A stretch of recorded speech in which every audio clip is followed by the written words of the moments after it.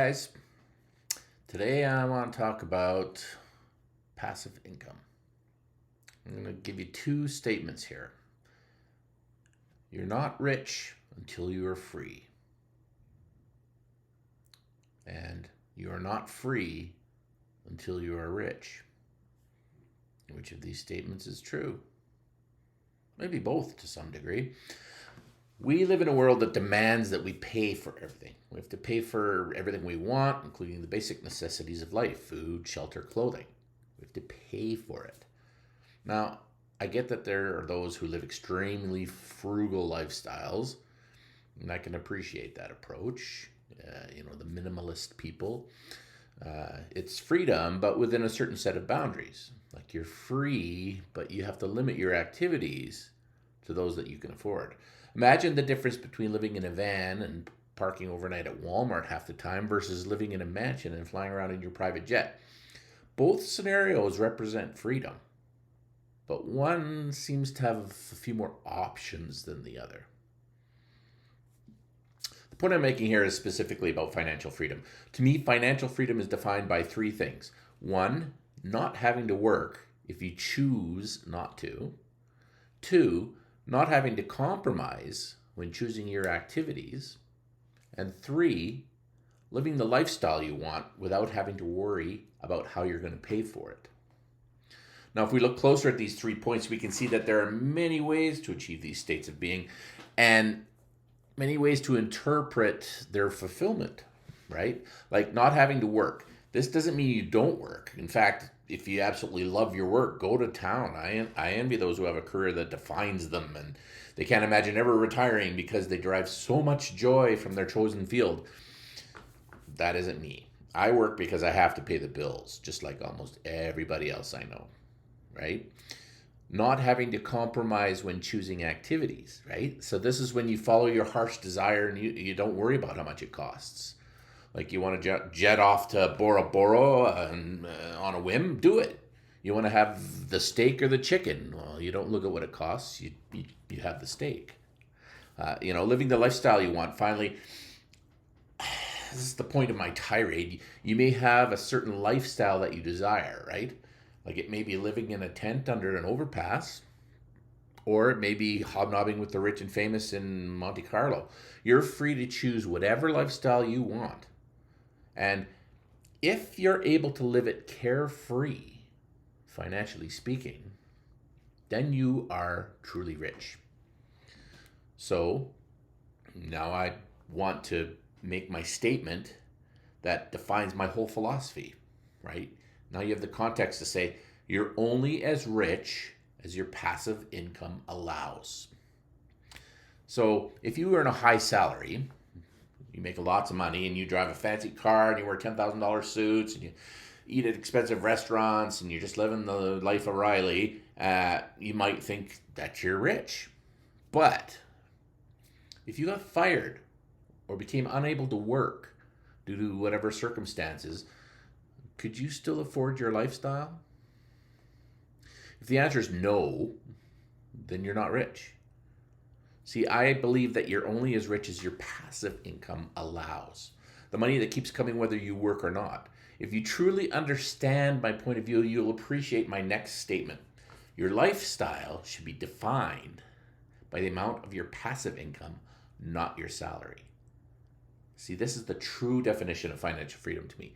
You earn money while you sleep. You have your money working hard for you 24 hours a day, and you decide what to do with your time.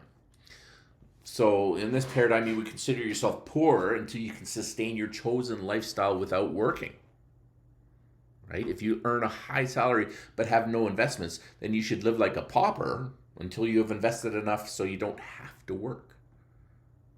See, if you wanted to be a fanatic, you would attempt to live only on your passive income and invest every penny of your earned income from your job.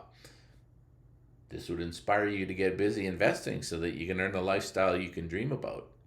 Right? It seems backwards or crazy, but it's an extreme example of how you can really gain freedom that few ever get to experience.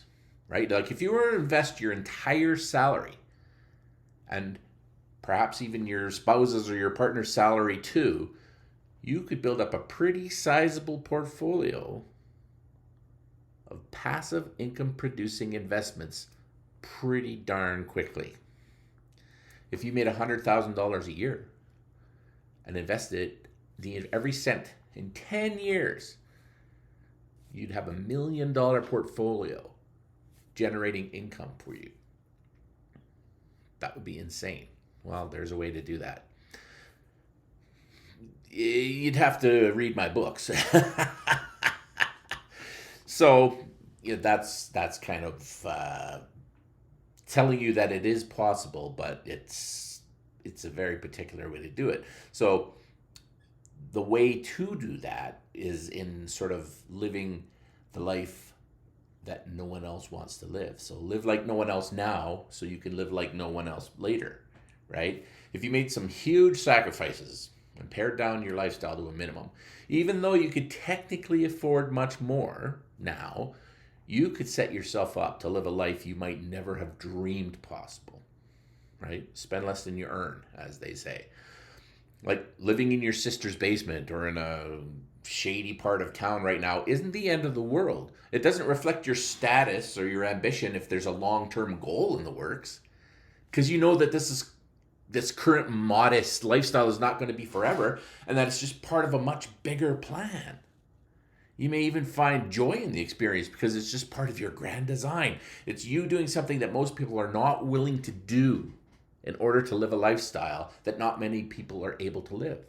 Being willing to do what most people are not willing to do is usually a recipe for success, right? You'd say, I'm living really cheaply right now, but as my investments grow and as my income continues to regenerate itself through investing, I can actually slowly, as long as I keep that gap between what I'm bringing in and what I'm spending, they can go like this together.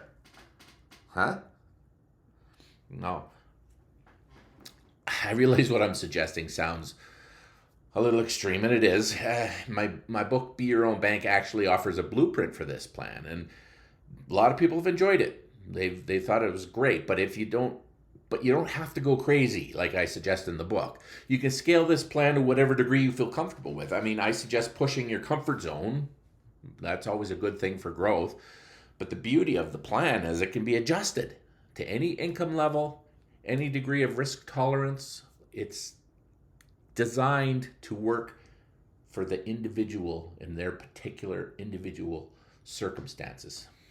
You know, to me, the most important part of this is just understanding and embracing the primary concept that you're only as rich as your passive income allows you to be.